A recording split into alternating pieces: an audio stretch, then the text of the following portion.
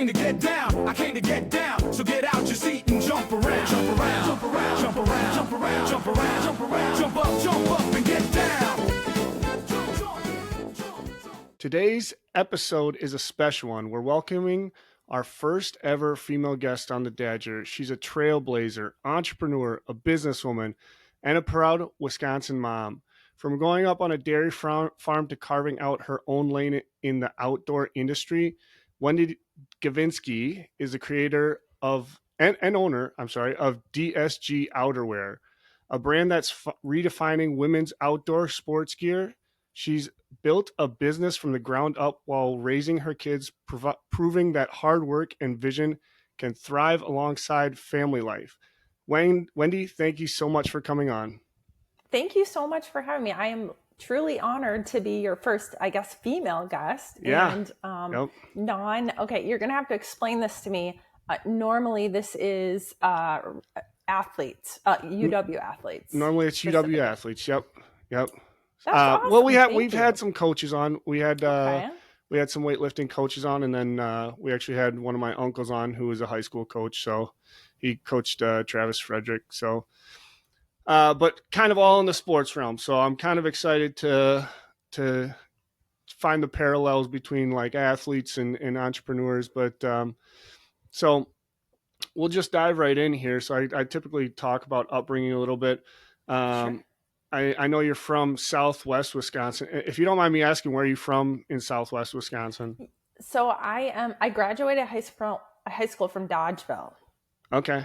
So I'm from Belmont. So. Oh, you're from Belmont. Okay. Yeah. So you know right where that is. Yeah, absolutely. Yeah. I was born in Darlington, and I spent kind of half of my childhood there. Then my parents divorced, and I ended up moving to Dodgeville and graduating from there. But I even was more Southwest, and Darlington is kind of where I got my start. Yeah. So that makes more sense. You grew up on a dairy farm. Can you also talk a little bit about that and the rest of your upbringing in the Midwest? Yes, absolutely. So it's really interesting. My dad and his family had a family dairy farm, and it was basically right outside of Darlington, in an unincorporated town, just outside of this unincorporated town. And family dairy farm, my dad was a farmer there, as was his father and some of his brothers and sisters. And he did that for quite some time as an adult. Eventually, like a lot of the dairy farms, they did end up retiring the farm. So he was one of 7 siblings. And then my mother also was one of 9 siblings on a dairy farm. That one was located in Montfort. But where I spent most of my childhood running around on the farm was the one that was in Darlington. I'm telling you, we got a connection right off the bat. Those Catholic small town farm families are always so big. So I also grew up on a farm, and I had a real love-hate relationship with it. More hate going through high school years, but I find myself appreciating all of the lessons and qualities it's given me now. What was your relationship like with farm life growing up, and what were 3 lessons or qualities it has given you to where you are now, to lead where you are now? Yeah, I think it really stemmed my love of the outdoors and animals. Just growing up in that sort of setting, like at least my family, we didn't have much, but there was always something to do. Yeah. So always having the ability to go out and be around animals, exploring the outdoors. We had water, we had fishing, we had many fields that we could run around in. So many stories going back to my childhood and the fun we had, and I wouldn't change any of it. Do you have 3 qualities that you still use today? Owning and running a business. Yeah, I think the 3, the biggest one, I guess one would be just hard work and dedication.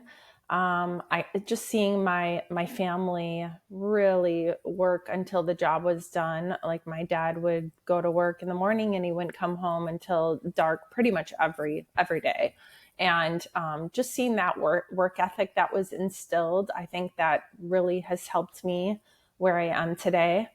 And then just working with your hands and being able to truly live off the land if you want to. I think that has really helped me today too, especially on the hunting line that we have. So those are a Yeah. couple of the biggest ones, I would say. So you talked about, never not having anything to do, being outdoors. So a big snowmobiler growing up. Were you also big into like any organized sports as well, or were you strictly more of an outdoor sports girl? I actually did track and field, so that Okay. was my big sport. And although I did not go to UW-Madison, I went to UW-Whitewater, and I did run track there as well. Oh, So that okay. was my sport. And I, believe it or not, I was a cheerleader. I don't know. Okay. Yeah.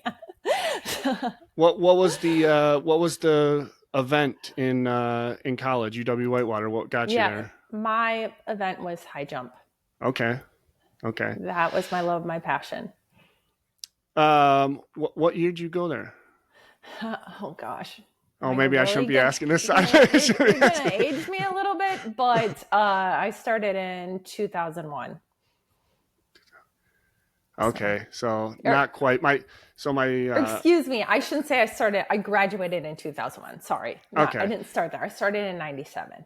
Okay. Okay, so not quite I didn't know if you would have intertwined with my sister at all. She was a high jumper at Loris. We ran So against Loris. Yes, absolutely. I uh might have. yeah. So at what age did you start really getting into snowmobiling? Was it right away, or was it Yeah, when you moved my to Darlington, or Yeah, it was my time in Darlington. My dad he's just been like a really big motorhead, just really passionate about anything with an engine. And so he started somehow collecting, I think probably even trading snowmobiles for other things, and started a collection pretty early on. So it was my dad's love of it that really got me into it from the get-go. So I do have you very fond memories, like snowmobiling, I was just all going to over the ask, do you have a farm. favorite Yeah. favorite snowmobiling memory from when you were younger?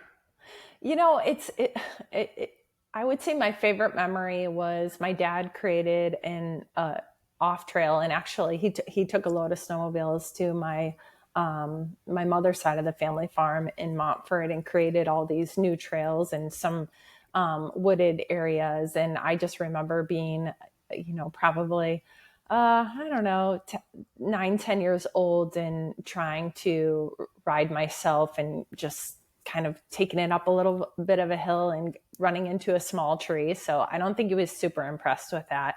But that's one of my biggest memories of snowmobiling with my dad. So there are obviously a ton of trails, especially in Southwest Wisconsin. Yeah. Uh, how do you go about finding like which trails to ride and how they run and all of that? Because like I'm not super well versed in snowmobiling. I've gone, ATVing a couple times. Belmont has the trail that runs to Yes. Dodgeville and Darlington and all that. So Yeah. So it's kind of cool, but they're all run by snowmobile clubs. So okay, wherever you're going to ride, you're going to look up the local snowmobile club in the area, and they're going to have their maps listed. They primarily have websites these days. Maybe some of the smaller ones don't, yeah. but you can find them on the trail stops or local gas stations, that sort of thing. So yes, they do a great job, and it's all volunteer. So So how how did being out in the Wisconsin winter shape your understanding of what quality, like real quality outerwear really needs to be? yeah, so that's a great question. When we got started, so we're going on 16 years old in the business, and Now we have quite a few different lines. Our first snowmobile line that we ever launched, and we are just women's only, was our ladies snowmobile line. So that was launched in 2010. Later, 7 years later, came the hunting line. That was next. And then we did ice fishing, and we have a heated line as well, a heated apparel line. So the snowmobile line, it was my most difficult line. It still is to this day, because you're fighting so many different things. Not only the wind and the cold and the snow and the rain, but also ice, oil, grease, dirt. Like you name it, you get exposed to it, all salt in some cases. So you really get exposed to the whole, everything you can imagine in the elements. So it's really, really difficult to make sure you have a piece that's functional, but can keep the wear warm, protected, and dry at the same time. Luckily, that kind of led into our future lines and really helped me by having that really, really tough line, doing that first. So it really helped, I think, starting there. Yeah, getting the tough one out, so to speak. Yes, getting it out of the way. Right. Yes, learned everything the hard way because I have no background in it at all. So once you got old enough to think about your professional life, had you ever thought about being an entrepreneur or starting your own business? Because I know I listened to a podcast you did a couple of years ago, and they said, I think you said you were in sales and marketing. Yes. Right? Yeah. Yeah, I did sales prior to starting the business. And growing up, my mom told me a story recently that she said, you were probably about 7 or 8 years old, and you looked at me one day and said, Mom, I want to be a millionaire. How can I be a millionaire? And she's like, well, I don't know any millionaires. Right. But she said the ones that I have heard of are entrepreneurs, and kind of started that. So I think that's funny, having her telling me that story very recently, that I even said that. So I think I must have had it, and not saying I'm a millionaire or anything, but I must have had it in my blood pretty early that I was going to find my own way. Yeah.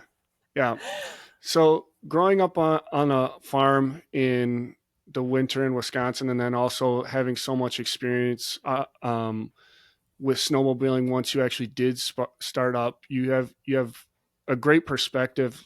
So at what point did you start to notice a gap in women's outerwear for outdoor sports?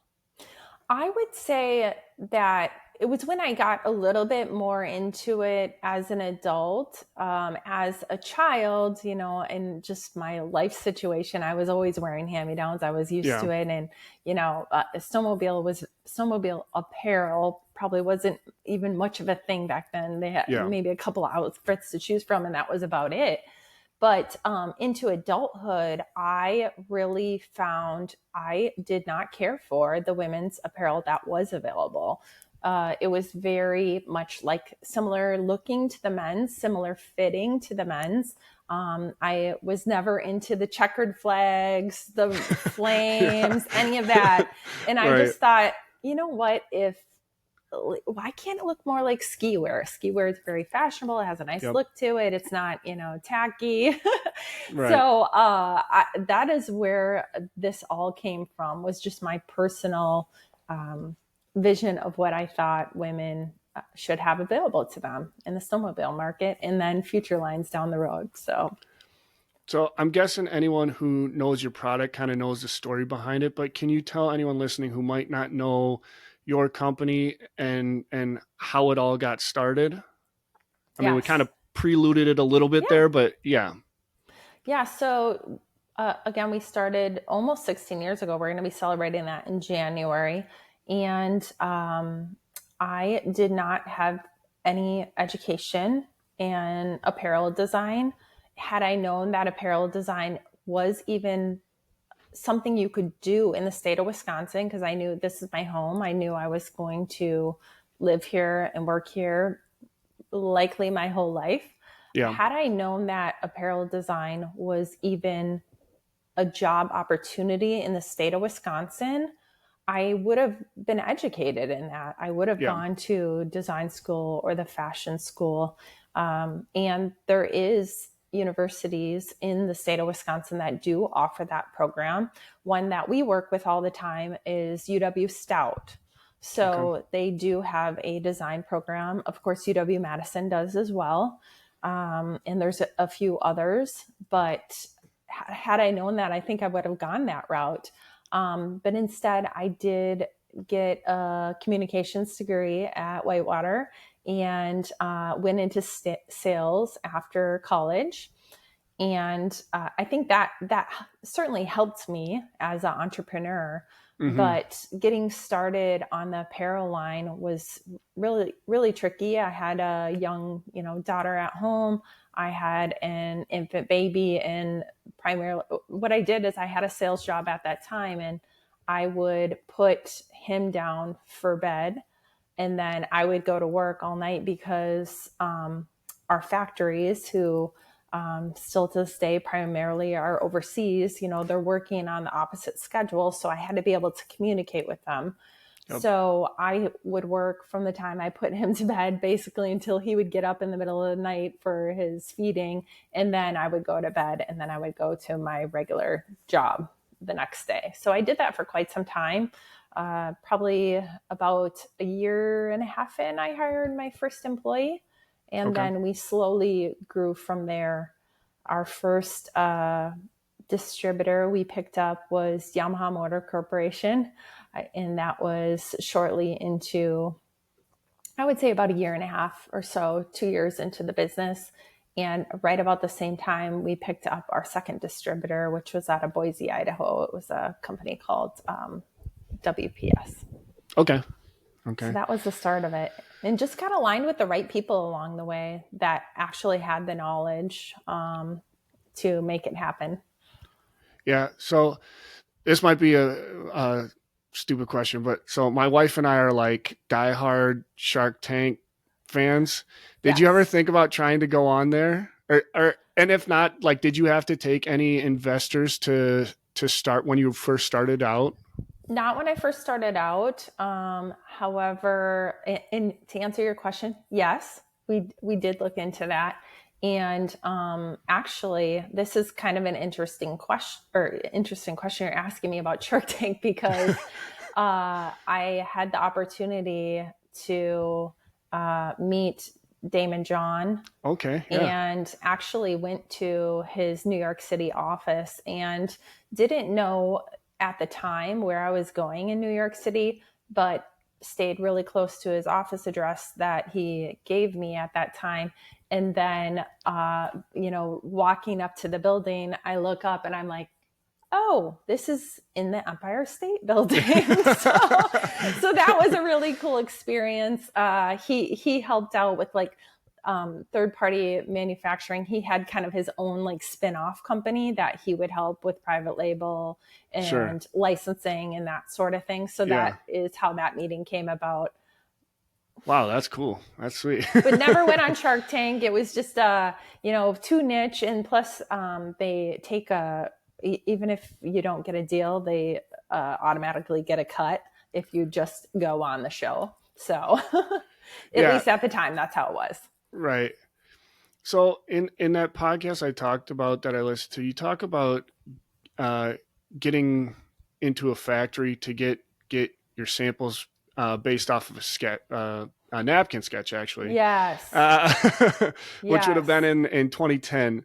So that was while the internet was pretty prevalent by then, but it is, it's nowhere near where it is now. Was it hard for you to find a factory, and how did you go about finding one? Yes. So it was really tricky. What I did was, so I think by now everybody's heard of Alibaba, but what I started with was just Google searching, sourcing. What I would put in for search is I would just put in ski wear factories in Asia for women or something like that. Those sort of search terms, which led me to Alibaba. And I don't know exactly when Alibaba was established, but by then it was somewhat popular, at least to the Asian factories. And that is Yeah. what I did. I went on Alibaba. I found ski wear manufacturers that I thought, well, these look like, what I could tell that they had posted for images. I'm like, these look sort of in line with what I'm looking for. So Yeah. I had my sketch, and it was literally colored pencil on a piece of lined paper. I mean, there might have been some crayon on there, honestly. And I sent just a sketch. That's all I had. I sent that to a few factories, and most of them said, no, you're new. You don't know what you're doing. Like we You're work right. with serious people. We need technical Yeah. specification packs. And I'm like, I don't even know what a technical specification pack is. So, so that's how but I did have a factory who was willing to make myself a sample. And the only thing I could tell them is, I'm like, can you make it like a US women's size 6? Like, Okay. just so I would have something that I could compare it to and try on. Sure. I was And going to that say, is did what you have to happened. send like exact measurements when you were asking for samples? Normally you would have to do that, but Yeah. this factory was willing to take a big risk and make a sample off of that. Just that was it. That was the only thing I told her. Okay. Was that the only place that ever sent you a sample as well? Yes. Okay. That was the only factory out of, I don't know, I probably reached out to 50 different factories. That was the only one who was really willing and jumped right to it to make a sample. And I believe my first sample was around $700, and that included the shipping. But now I know, at least when you're an established business, there's, certain things you can ask and to help with those sample costs. Yeah. So since we're talking about that those first early years, can you tell us about, any trials and tribulations you went through those first years for maybe, the quality they were sending wasn't Yes. good enough, mass ordering these wasn't up to your standard, or, factory wasn't producing them quick enough for how, for the rate you guys were selling through Yes. Talk about some of those trials. Yeah, that's a great question. There was so many. It's hard to even put my finger on one, but to name one of the first ones was inventory, and just figuring out how to manage inventory and order the correct amount. We just started with ordering minimum order quantities. So our minimum order quantities were 600 of each piece. So 600 jackets, 600 bibs. That was the first thing we ever did, and 600 gloves. That was it. Okay. And a lot of factories would actually require more, but this particular factory didn't require as much. Usually they're like well over 1,000, 2,000, something like that. So we ordered our first run of gear, and this was before we had distributors, and went live on the website, sold, I would say, more like some casual wear as well, some t-shirts and beanies and hats and that sort of thing. Yeah. The first winter after we launched our outerwear, we maybe sold one piece. So were you like, what do we do? Yes. So it was there was many factors, but probably, lack of advertising, because this was before even people were advertising on Facebook, and this was like influencers a while ago, and stuff. Right? So really your only way around, you had to have really great SEO, and that was hardly a thing back then. Yeah. Or you had to be in a distributor, which we were not. So we went to trade shows and did not, many trade shows, even that first year, and did not sell anything. That was really, really hard. Yeah. And very, very interesting. It was one of the worst winters that since I've been in business. Snowfall winters was the one we launched into. Sure. So. I was going to say, like what was going on in your mind when that was happening? Like, we got too much going into this, we're just going to keep pushing through? Or was there ever a point where you're like, I don't know? Oh, so many times. Oh my gosh, so many times I almost threw in the towel, but I would always get like something. There was always like a little trail that would that it got me to my next point, that I was like Yeah. feeling a little better. So it was like 3 steps forward, 2 steps back, that sort of thing. That kept me going. And I knew I had a business model because, the customers we did get in front of, they really loved it. And I could Yeah. tell that they wanted something and they needed something that was just for them. Because these are, keep in mind, these are very, very male dominated markets. And there's a Mm-hmm. lot available for men in all the markets we serve, where there's not as much for women. So it was a very underserved market that we were able to tap into very early on. So that made me feel really good about things It, and kept me it going. yeah, it might be backtracking in the process here, but I know you talk about your getting your first break. You started with your neighbor had a couple dealerships. He basically took a Yes. chance on you guys putting your gear in there. Well, so was Yes. there a point that you reached with those sales where you said, okay, we need to like keep pushing this further and get with distributors? Or was the mindset always like, all right, we just need to grow as quickly as possible right from the beginning? I would say we wanted to get into distributors right away because we could just tell that was going to be the way to go. There are quite a few distributors in the power sports markets available, and I remember going to our first trade show, and it's called Heydays. It's near the Twin Cities in Minnesota, and having someone come over from Yamaha who was the head of the snowmobile apparel department. And he just kind of looked back and, rubbed his chin. He was like, I think you're onto something here. I think we should, let's give this a little time, but I would like to bring you in and speak to you more about this because I think you have something here. And so that's how the relationship initially started out with Yamaha, is just, there were some gentlemen making rounds at the show, seeing what was new and Yeah. out there. So I'm gonna tie it into athletics here, try Yeah. to, I guess. So former athletes often talk about how success comes from the work you do when no one's watching. Do you have a similar philosophy when it comes to the less glamorous parts of running a company? Oh, yeah. Yeah.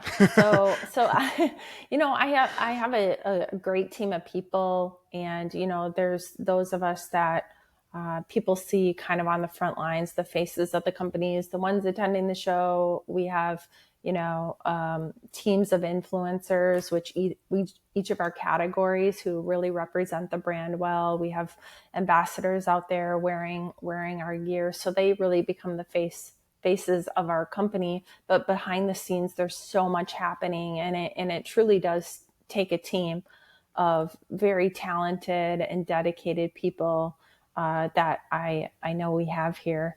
And then as far as myself goes, it's a lot of blood, sweat, and tears, and you have to be able to put in the work behind the scenes. You have to. There's nothing I have not done within this company.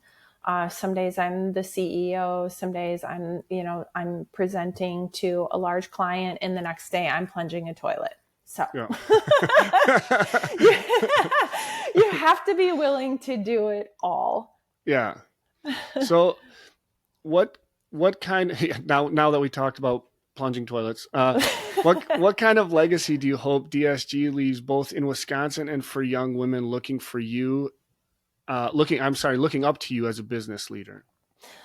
So the type of legacy I would really want to be known for at the end of the day is that we did something that meant something. It meant something in the sports and hobbies that we represent, and that we have a legacy of helping really families get into these hobbies, because when you can get the female into it, so these are very male dominated, obviously, but if you can get the female involved, she's the one that's keeping the family calendar for the most part. In many relationships, I did hear a statistic recently that that came out of, it was a 2024 statistic, but most women in this country, 51% of women was the stat, feel they are the CFOs of the household. So if they have that much influence on how money is spent in their household too, they're a huge decision maker in what not only themselves are going to be involved in, but what their kids are going to be doing. And so I really like knowing that we might have been a small part in getting more women involved in these hobbies, just by doing something as simple as giving them something to wear. And by that, it really, it turns into something much bigger than giving her something to wear. We're getting families involved in continuing on these sports. Absolutely. For many years to come, I hope. Love that. So I think a well-run business needs a lot of the same qualities as a sports team, but most important, I think, is to build a winning mentality and teamwork. How have you built a culture of teamwork, winning, and accountability at DSG? Yeah, I think it's a great question. We really have a work hard, play hard attitude. And I feel that our staff, they take accountability. They feel like this is their own business and they act that way. So they really do the job until it's done. And we have a lot of fun doing it along the way and being able to celebrate our wins together and the milestones together. So we have a lot of great team members here, and we are 100% women. That is not, that is just who applies. Okay. That's not by design necessarily. All right, you should be expecting an application from. No, I'm kidding. Yes, we welcome it. So, not only have you built a team in your professional life, you also built a team in your personal life as well, with 2 children and a husband. When you had, when you had both of your children and trying to start this company, how did you manage your time and energy in a stage that's so demanding on both fronts? Yeah, that's a really great question. And I definitely, if I have any regrets, it is missing out on some of my children's activities and that sort of thing, because in order to start this business, I really did have to travel a lot. I had to go to a lot of trade shows. I had to go to a lot of meetings, and meeting with many different retailers to try to get our line off the ground, into their store, get it visible to customers. And it was very difficult. It was very tricky.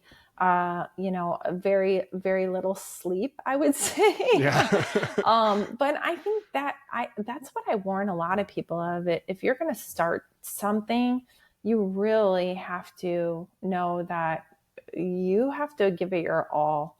Mm-hmm. And it is a lot of sleepless nights for many reasons. But you have to somehow find balance as well, to be able to give your kids and family the attention that they need as well. But that is probably one of the trickiest things that I experience. And I am, not perfect at it. I still am not, but now I'm finding that I have a little bit more free time on my hands finally, because of my team here.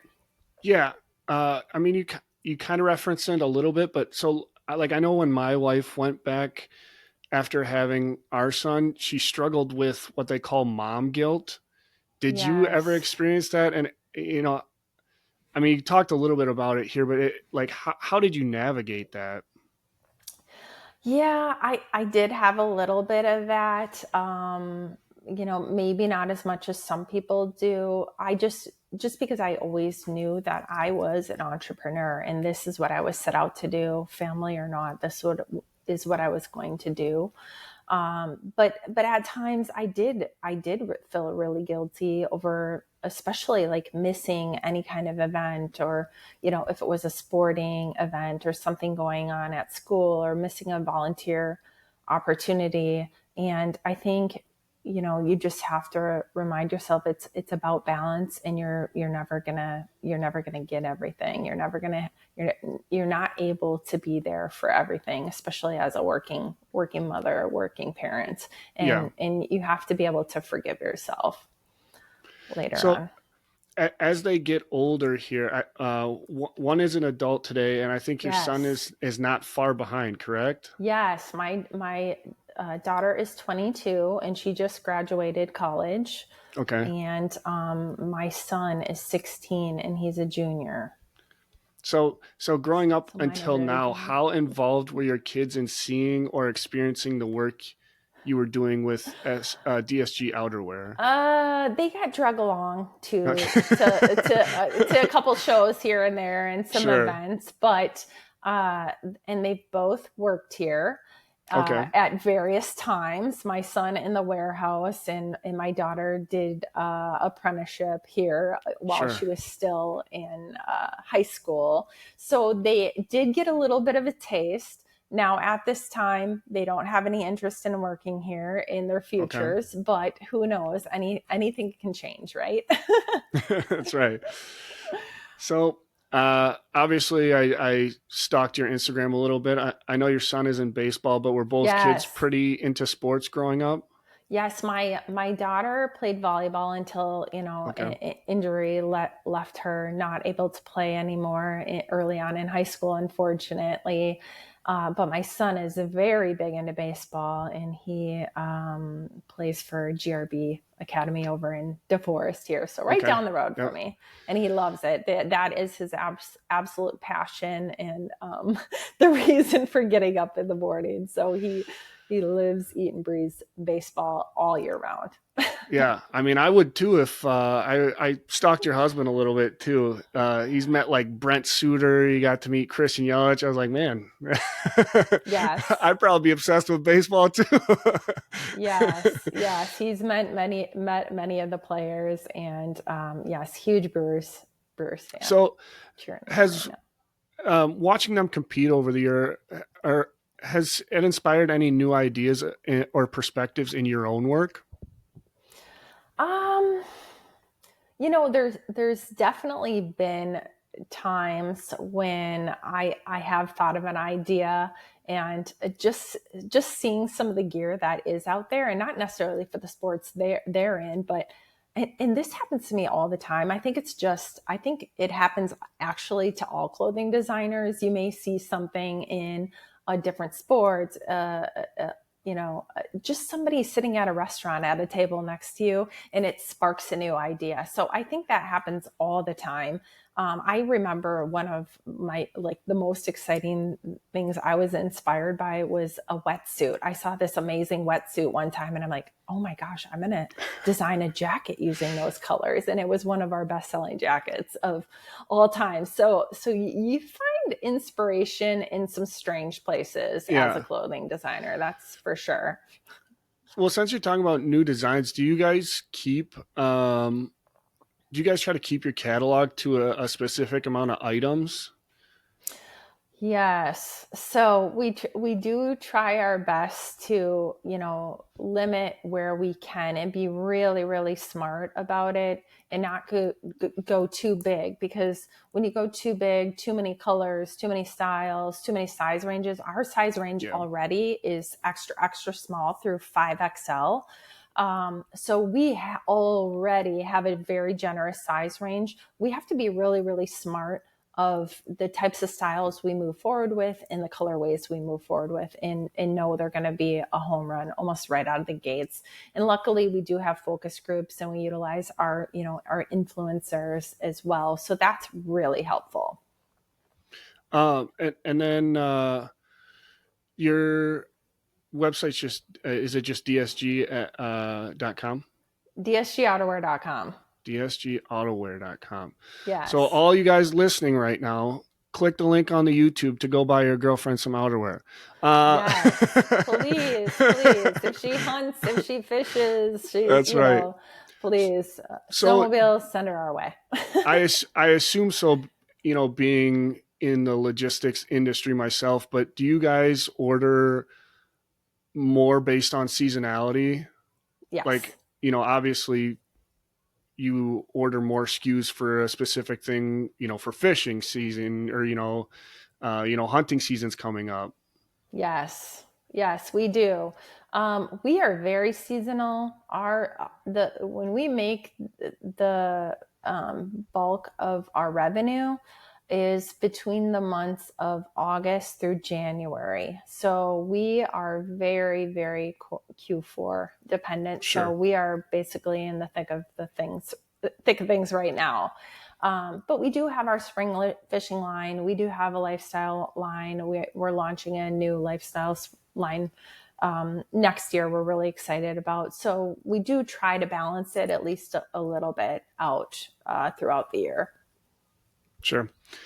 Sorry, I keep getting derailed because I'm very interested in the entrepreneurial business, obviously. Yeah. But Well, I love talking about it. What advice would you give to moms trying to build something of their own while raising kids? First of all, you have to have people behind you that are backing you up. You have to have the support of your family, your friends, people who are going to be there, encouraging you along the way. And as well as, people on the business side helping you along the way. Various types of partners like banking relationships. There's a lot of help out there for small businesses, especially when you're first getting started. The Small Business Administration being one of them, and there's many different groups available, especially on the women's side of things. There's women's groups available too. So having those people there to back you up is really important, especially when things get hard and things get frustrating. And just remember why you're doing it, and to keep plugging away as hard as you can, and don't give up.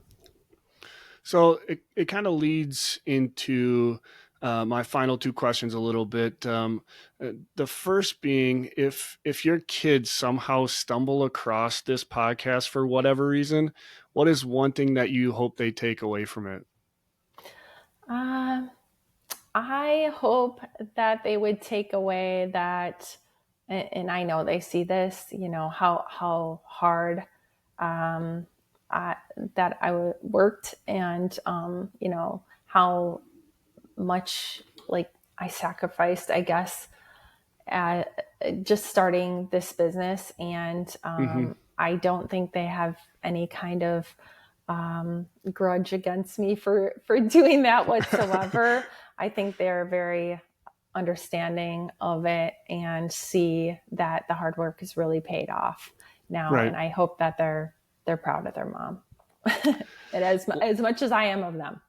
Right.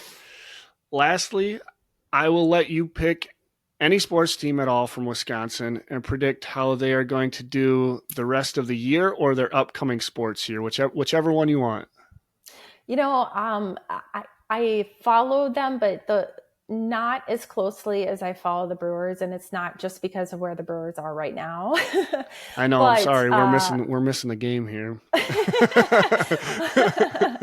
But, with my son being so passionate about baseball and a huge fan of the Brewers, that is the team that I follow the closest. And I have the ability to go to a couple games a year. So I love it. And I think they're going all the way. I'm super excited to see how this plays out. They definitely have a team of destiny vibes with.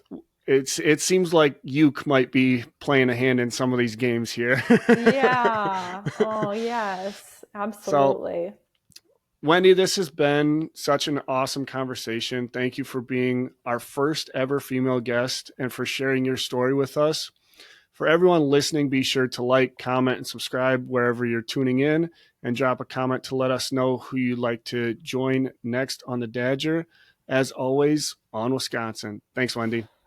Thank you.